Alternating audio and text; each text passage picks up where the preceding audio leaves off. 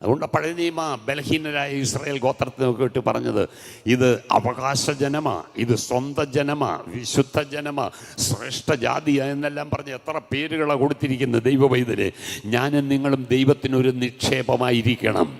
Hallelujah, സ്തോത്രം. അപ്പോൾ ഇവിടെ സ്തോത്രം, ദൈവത്തിൻ്റെ വചനം പറയുന്ന ഒരു കാര്യമുണ്ട്.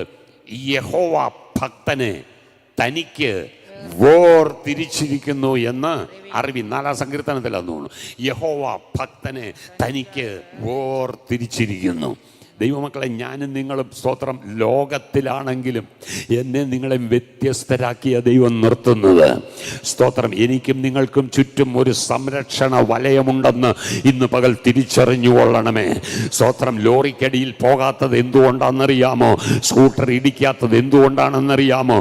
അപകടങ്ങളിൽ തീർന്നു പോകാത്തത് എന്തുകൊണ്ടാണെന്നറിയാമോ? ഒരു സംരക്ഷണ വലയത്തിൻ്റെ അകത്താണ് ഞാനും നിങ്ങളും സഞ്ചരിക്കുന്നത്. ഒരു കാര്യം മനസ്സിലാക്കിക്കോ, ബ്ലാക്ക് ക്യാറ്റ്സ് അല്ല കേട്ടോ, ഈ ലോകത്തിലെ ഒരു സെക്യൂരിറ്റിയും അല്ല.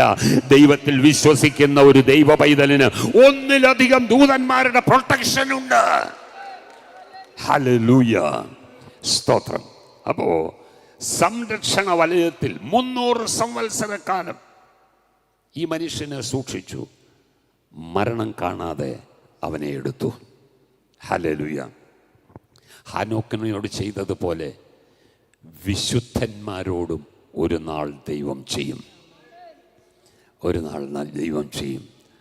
1 കൊരിന്ത്യർ 15-ാം അധ്യായത്തിൽ നമ്മൾ വായിക്കുമ്പോൾ അതിൻ്റെ 51-ാമത്തെ വാക്യത്തിൽ ഇപ്രകാരം, ഒരു മർമ്മം ഞാൻ നിങ്ങളോട് പറയാം, നാം എല്ലാവരും നിദ്ര കൊള്ളുകയില്ല. ഒരു മർമ്മം ഞാൻ നിങ്ങളോട് പറയാം, നാം എല്ലാവരും മരിക്കത്തില്ല.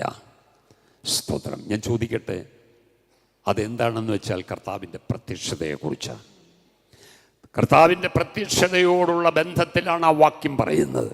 അങ്ങനെയാണെങ്കിൽ കർത്താവ് വരുമെന്നുള്ള വലിയ പ്രത്യാശ, ഭാഗ്യകരമായ പ്രത്യാശ, ജീവനുള്ള പ്രത്യാശ കൈവശമുള്ളവർ മാത്രമൊന്ന് കരമുയർത്തി ദൈവത്തിന് സ്തോത്രം